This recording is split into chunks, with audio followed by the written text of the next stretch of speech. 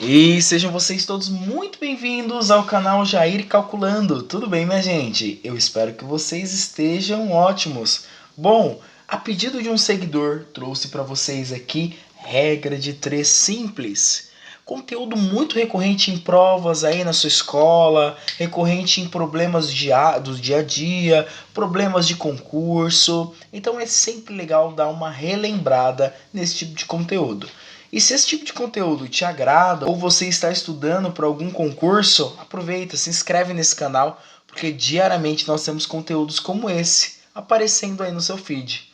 Bom, o que é a regra de 3, minha gente? Bom, regra de 3, como o próprio nome diz, são 3 elementos, ok? 3 elementos conhecidos e um que provavelmente eu não conheço, eu quero encontrar.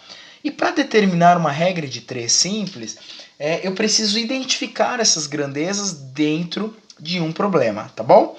Antes de continuar, nós temos a regra de 3 inversamente proporcional e a diretamente proporcional. Pô, professor, mas como que eu identifico isso aí? Muito fácil, muito tranquilo, a gente vai ver isso como funciona na prática, tá? Trouxe 2 exercícios para vocês e aí nós vamos identificar nesses 2 exercícios, ok? Bom, então primeira coisa, o que nós vamos fazer? Nós vamos identificar as grandezas. E aí nós vamos verificar se elas são diretamente proporcionais ou inversamente proporcionais. Ó, o exemplo aqui fala o seguinte, ó, 12 veículos transportam 400 caixas de um determinado produto. Aumentando-se o número de veículos para 15, qual a nova capacidade de carga? Então, quais são as grandezas aqui? Nós temos veículos, tudo bem? E nós temos caixas, veículos e caixas. E aí a informação que o problema dá é o seguinte, que ó, 12 veículos transportam 400 caixas, ok? Só que se ele ampliar essa frota aí para 15 veículos, qual a quantidade de caixas que ele vai carregar? E a gente vai analisar primeiro se é diretamente proporcional ou inversamente. Qual a dica que eu dou quando a gente chega nesse ponto aqui? Identifiquei as grandezas? Nós vamos pegar nossa caneta e fazer uma seta para o maior número aqui do que eu conheço, tudo bem? Então eu sei que aqui ó, o 15 é maior que o 12.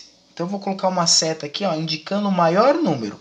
Agora eu tenho que verificar se essa mesma seta vai indicar para o maior número aqui, para identificar se ele é inversamente proporcional ou diretamente proporcional, tá bom? Como que eu faço isso? Ó, se eu vou analisar a situação, se eu tenho 12 veículos que carregam 400 caixas, logicamente, quando eu aumento isso aqui, eu aumento o número de caixas também, perfeito? E aí o que a gente vai colocar? A seta para por maior número, porque esse x vai ser maior do que 400, ok?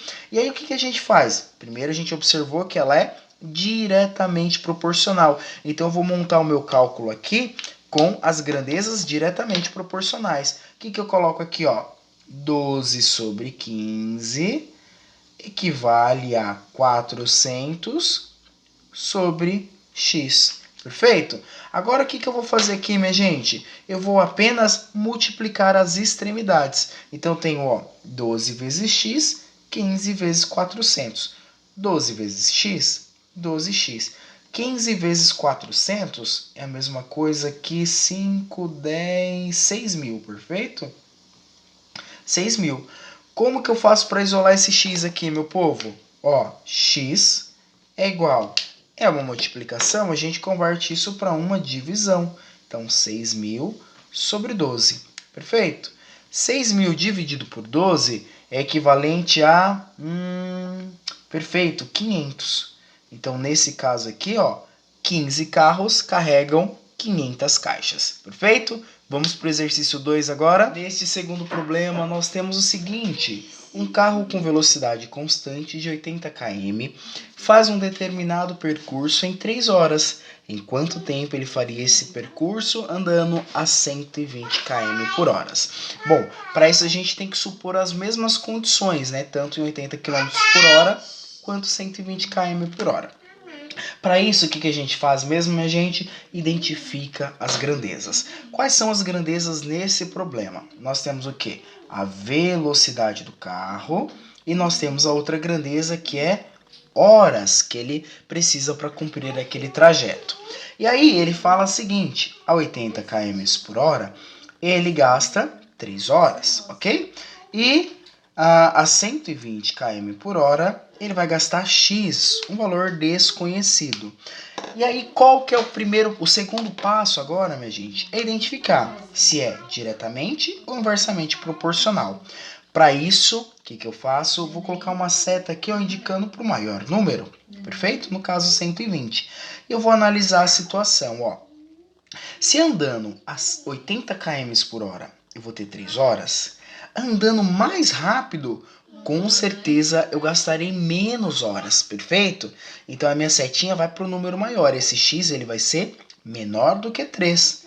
E aqui eu vou, ó, colocar a setinha.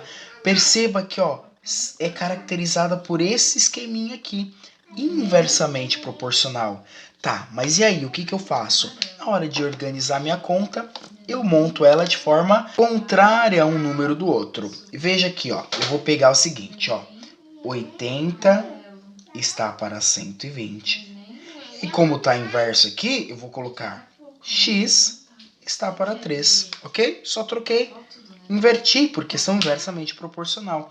E aí, o que eu faço, gente? Eu multiplico as extremidades, perfeito? Como que eu vou fazer essa multiplicação? Só apagando aqui. 80 vezes 3 é a mesma coisa que 240.